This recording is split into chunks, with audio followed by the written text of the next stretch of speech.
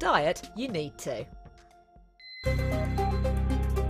Now then, I'm officially calling it. This year's big theme at CES was cars.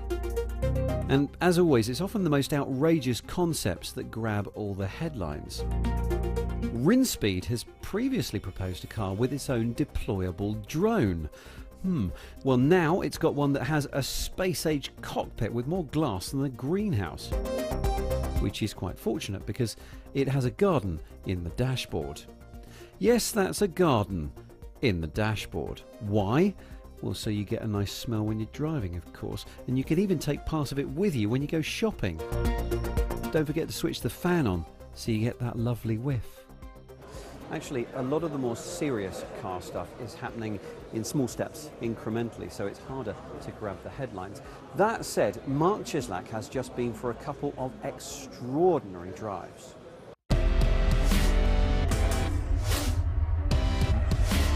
There's a certain German car maker that boasts of building the ultimate driving machine. But here at CES 2017, most of the motor manufacturers seem intent on building the ultimate self-driving machine. It isn't just motor manufacturers that are showing off self-driving vehicles here. They're doing it with the help of tech companies as well. This vehicle is fitted with a system called BB-8, which has been created by NVIDIA, a company most famous for manufacturing high-end graphics chips. Artificial intelligence software which learns, helped by sensors, have trained BB-8 to be able to make driving decisions. Here, an obstacle has just appeared in the route that we were going to take to get to the other end of this track. The car has decided that they'll not drive into that obstacle, so it's driven around it. And now the obstacle is going to be gone on the next time round on the circuit. So let's see what decision the car makes then. Here we go. It carries on driving down the road.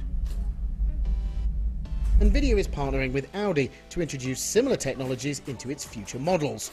Driving around a car park is one thing, but how do these autonomous vehicles perform out on real roads? Electronics supplier Delphi has partnered with driver assistance and sensor outfit Mobileye and created a mini fleet of autonomous Audi SUVs, which are driving around Vegas during CES.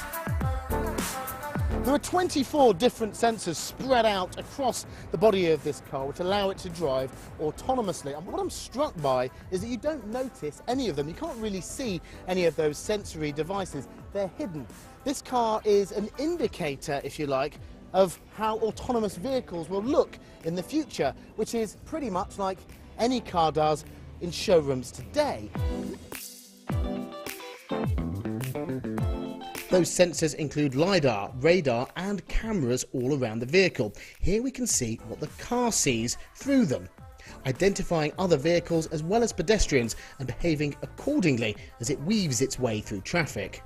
So I'm a rear passenger in the back of this self-driving car, and so far zero dramas apart from looking forward and noticing that the driver doesn't have his hands on the steering wheel. I could be forgiven for thinking that I'm actually being driven around by a human being.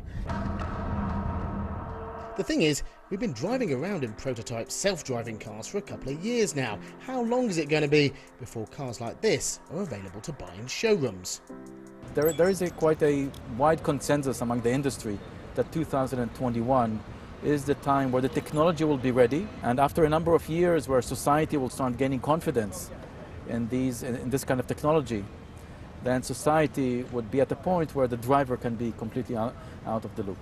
With that 2021 goal in mind, Mobileye announced that in partnership with BMW and Intel, it will be testing 40 autonomous vehicles on real American and European roads in the second half of this year. So the countdown has begun. Autonomous automobiles are most definitely on their way. That was Mark with what we think is the most complete autonomous driving system that we've seen so far. Now, if you're looking forward to your fully self-driving car, there is a problem. At the moment in the US, there are 320 million cars on the road, but they only make about 16 million new cars every year, which means even if from today every car that was manufactured was fully autonomous, it would still take at least 20 years to refresh the entire fleet. So here's an idea. What about retrofitting your existing car to make it self-driving?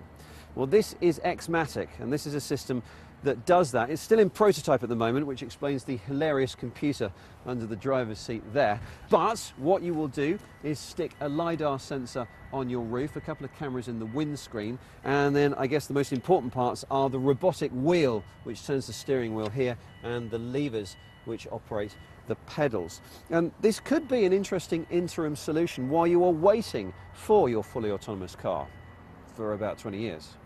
Replacing the entire fleet of vehicles is one aspect of the problem. The other aspect is the fact that 90% of the vehicle remains the same.